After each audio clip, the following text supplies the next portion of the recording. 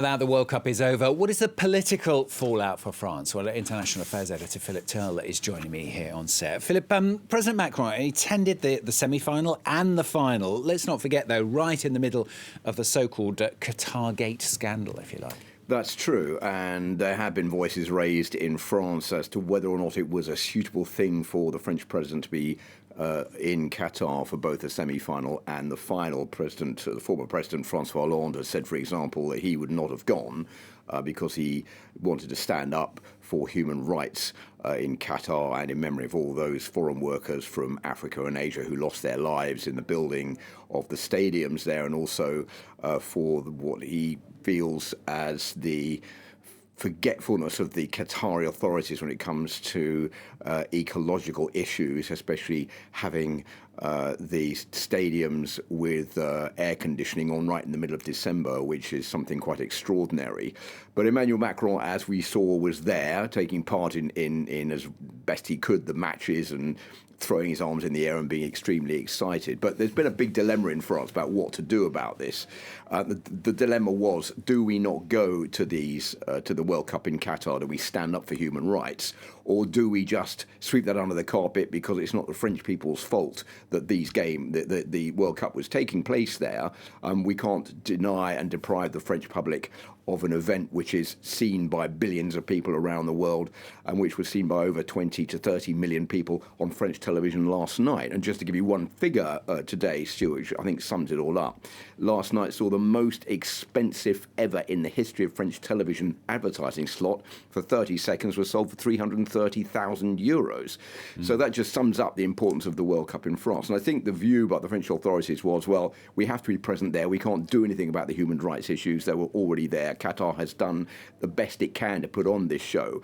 But there's a feeling definitely amongst human rights organisations and those who are against France's participation in the Qatar World Cup that maybe the French authorities should not have been quite so present there. Emmanuel Macron maybe should not have gone to those matches and been seen to be in the stadium cheering on the French side, when underneath it all there are a lot of questions being raised right in the middle of the Qatar Gate, the so-called Qatar Gate scandal in Brussels, about how far Qatar will go to extend its influence, even by trying to buy ministers and officials to say positive things about it. Was it right for the president to take part? This is going to be a debate that's going to drag on for weeks now. Yeah, I mean, football has become quite an important element, hasn't it, for communication, not just for Macron, but for French presidents in general?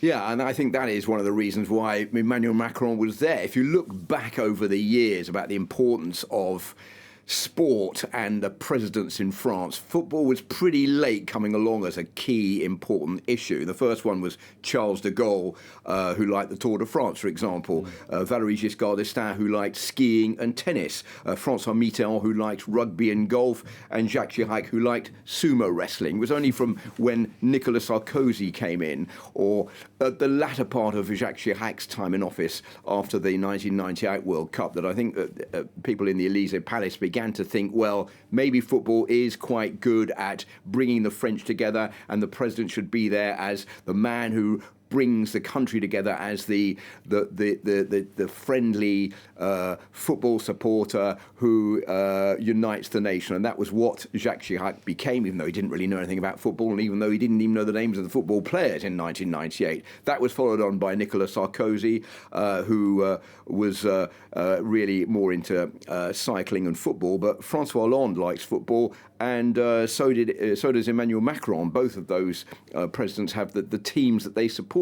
So if you look at that, then you'll see that French presidents have been using football as a way of trying to boost their own popularity in France. And going back to Jacques Chirac in 1998, he managed to increase his opinion poll ratings when he was really low in the opinion polls back then by at least 10% by the end of the 1998 World Cup. But this did not stop the National Front, for example, at the time of Jean-Marie Le Pen from progressing in the opinion polls at the same time. So trying to stamp out racism in France didn't really work as a result of the World Cup, but it did help Chirac boost his confidence. And I think that's something that all French presidents have been trying to do in the World Cup since then, to use it as a platform to say, I'm here to be the father of the nation with Les Bleus, and all together we're going to prove that France is a great country. You mentioned the far right and racism there, Philip. Another complaint there's been, and this is from the far right, that there are too many French players of immigrant origin on the team. Is that even true? Well, that's a debate that's been raging for years and years and years in France. And when everybody's celebrating, even when France won in 1998 and in 2018, this debate came back saying, well, look at the French team. There's far too many black players in there. This is not representative of France. How come that is the case?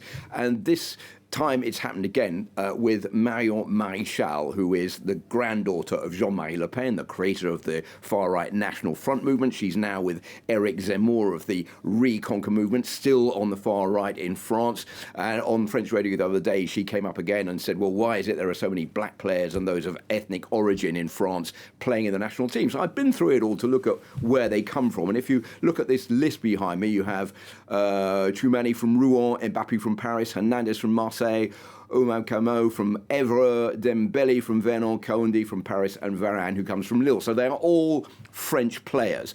But they can argue also, well, look at the Argentine team, they're all Argentinians. Well, that's not true either. If you look at the Argentinian team, for example, you have Messi, who has Italian origin, Di Maria also, De Paul also, Papa Gomez also, Tagliafico also. There is McAllister, who's of Scottish origin, and Dybala, who is of Polish and Italian origin as well. So this is a big debate which really does not have any reason for being. And I think you have to understand the bottom line here, Stuart, is that when you're looking at Didier Deschamps, who is the selectioner, the trainer, the manager of the Les Bleus, the French national team, he is not interested in where players come from, of their origin or of their identity card. What he wants are the best players to try and make Les Bleus, the French national team, win the World Cup. It almost happened last night. I think we're all exhausted this morning after watching that match, probably you as much as I am.